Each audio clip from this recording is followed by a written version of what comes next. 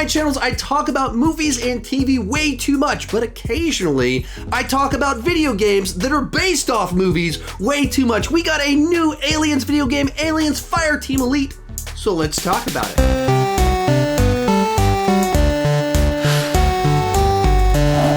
Fireteam Elite is a third-person shooter designed for cooperative play on the internet, but it does have a single-player version, and that is what I played for. The game takes place 23 years after Alien 3 and has you as a team of colonial marines going in to rescue a colony that is in danger.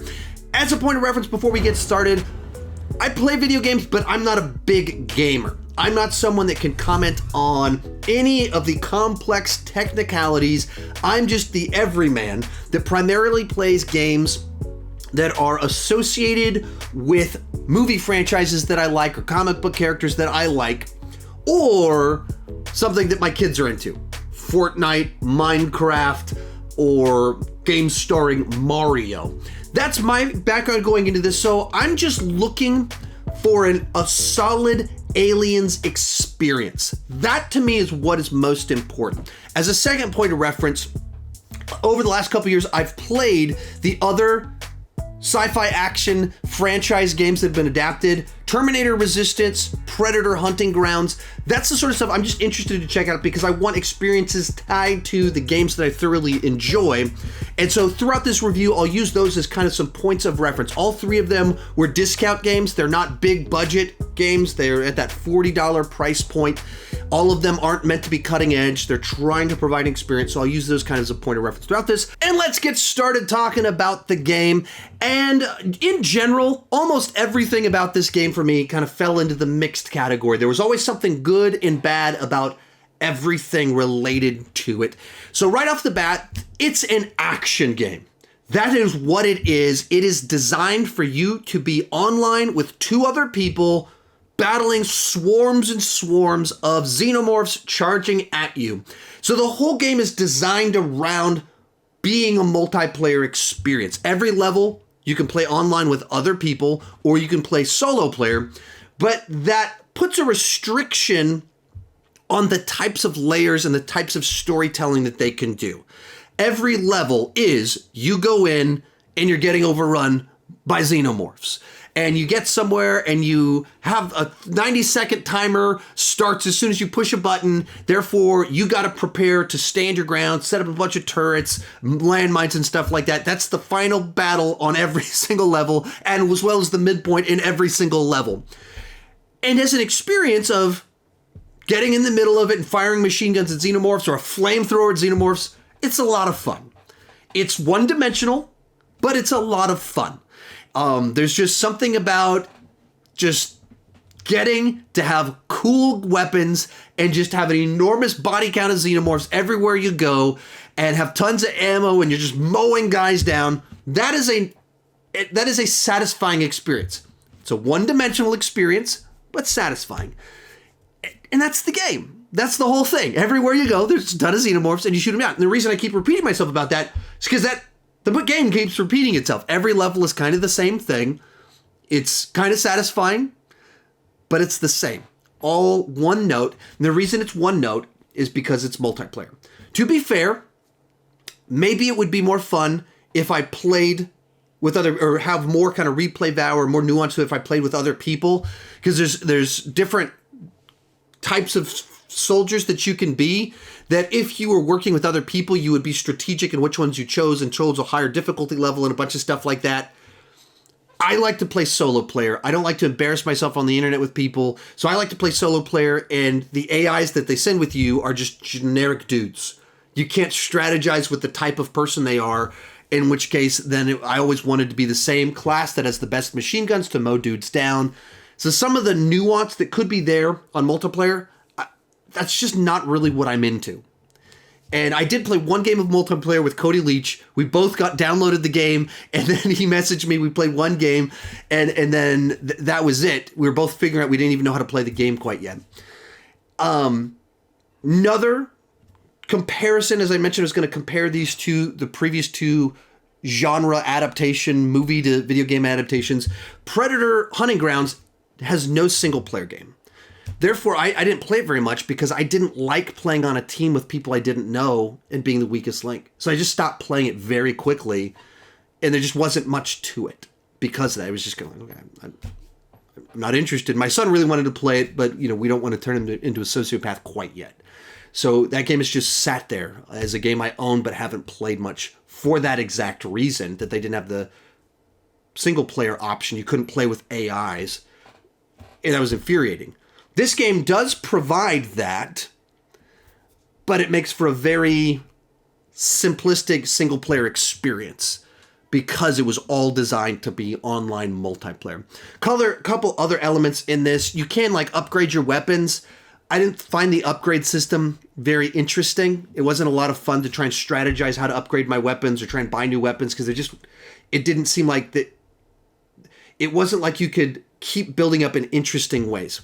Point of reference comparison, Terminator Resistance, I thought had a much better system for upgrading weapons where you're finding chips from the Terminators you kill, and you can save those, and you can pick up weapons as you go along, and you can sell them and buy new ones and use the chips to upgrade. So you could decide what type of gun that you wanted and upgrade it with what you had. There was a lot of strategy to how you upgraded the types of weapons that you had. This one, I wasn't really like that.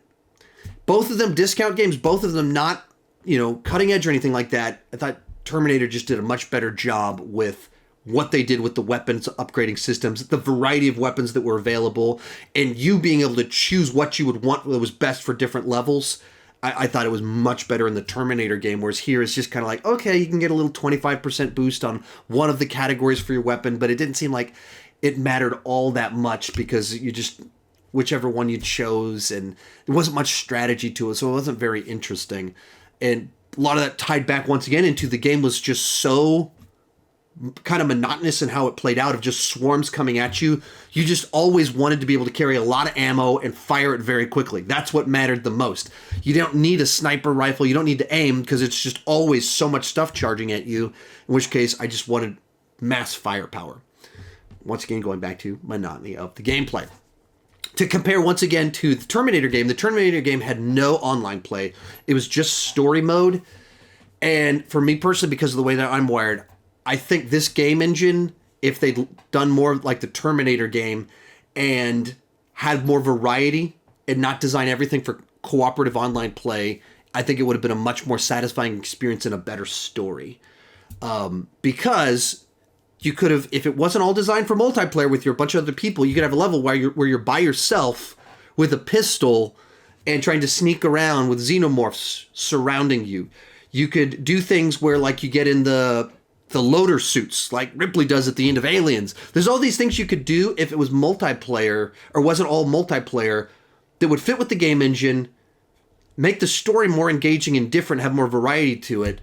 But as soon as every single level has to tie back to multiplayer, everything is just swarms are coming at you, you have to battle them.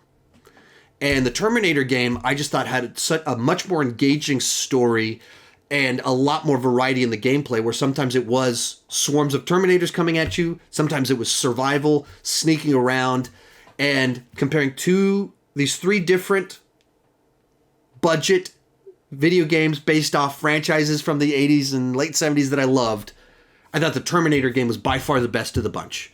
That it wasn't cutting edge, but it provided a great Terminator experience. You felt like you were in all those flashback sequences to the future, which a flashback to the future is a confusing sentence to say. But all that stuff, it felt like the post-apocalyptic world that James Cameron sold us in Terminator 1 and Terminator 2. You felt like you were in that, hearing a story that mattered to everything. And in this game, I don't feel like we got the atmosphere of the Alien or Aliens. You're in the environments, you have the sound effects, the sound design of all of them. But because it's all just mowing down these guys, you don't feel afraid. You're not like, man, how am I going to make it? Will I be able to get to the... You just didn't really feel like that tension. Either the tension of, I have almost no resources and there's one alien, or of the movie Aliens, where I've got ammo, but there's so many of them that we can barely hold them off. There wasn't enough that felt like those movies or those stories to be a great Aliens experience. It was a good Aliens experience. I had fun with it. I don't at all regret buying it. And I'm fiddling around with it. Hopefully I can play with Cody Leach once again. My username is kirkneverdied, so if you want to follow me on PlayStation, kirkneverdied, maybe we can play Aliens together if you want to. And I'd be totally open to that. But I didn't finish the game and feel like, man, I want to play it again to juice the different options. When I finished Terminator Resistance, I went, oh man, should I play through it again to play the story and get the different endings? It wasn't like that. You get to the end of this game and it's like, oh, I guess it's over. Okay. That was lackluster. And I don't want to spoil too much about the game, but because it's always swarms, you don't have like a big boss fight with the person that you'd want to have a big boss fight with, which I guess, unless you're a moron, you can read between the lines on what that would mean. And my son, who's obsessed with Xenomorphs, he just assumed, of course you're gonna have a big final boss. Of course that's gonna happen, and it doesn't really happen, which is a wasted opportunity. I don't understand why you wouldn't include something like that. So I think they had the game engine, the sound effects, and everything for it to be that next level game, but you had to have a dedicated single player experience for that to happen. And they just left out all of these simple things about survival levels, final boss fights that would have made it so much better, a better story. And that's just really disappointing. I get it. It's a budget game. You don't have the money to do everything that you want to do and have fully dedicated single player and fully dedicated multiplayer. So it's just multiplayer with a single player option. I get it. But you were like so close to a much better game. Like you could just sit here and you're going to play the game and be like, that was kind of cool. I had some fun with that. But there's so many other paths they could have taken with the single player to make it so much more satisfying that aren't deep. You'd have to be clever to go, why did they do this? You just look at the movie Alien and Aliens and just think through the things that happened in those movies. Like, oh, it would have been cool to have any of these things happen. The game engine was there. They just didn't have a dedicated single-player plot to do it. So, good, fun enough, very far from great. Terminator Resistance, it's a budget game. It's not cutting edge. I would call that a great Terminator experience. It's a great Terminator experience. Flaws in gameplay, not cutting edge. It's a budget game. It's a great Terminator experience and a great Terminator story. This is a good Aliens experience. Good Aliens gameplay. Very far from great, though. Predator Hunting Grounds, not even good. Because they didn't have that single player, it just feels like a generic cooperative experience that's so underdeveloped that there's not enough people playing it too. And so then can take you 5 minutes to find a match, especially if you want to play as the Predator. It's like 10 minutes to find a match. So that one's, if I were to rank the three, Terminator, easily the first. Predator Hunting Grounds, easily last. And then Aliens, distinctly in the middle, as enjoyable enough. Terminator, very great Terminator experience. Predator Hunting Grounds, enormous disappointment beginning to end. Anyway, if you've played it, let me know. Check it out. If you've played it, let me know what you thought down below in the comment section. Also, if you've played all three games, let me know your ranking of the three games in it. I'd love to have that kind of comparison. I would guess people would probably be in strong agreement on all of that. And then my username on PlayStation is kirkneverdied if you want to try and track me down. If you're playing Fortnite and you see me on there, it's not me, it's my kids. You're playing with my son, which some people actually do quite a bit, which is kind of funny. Talk to you later. Bye-bye.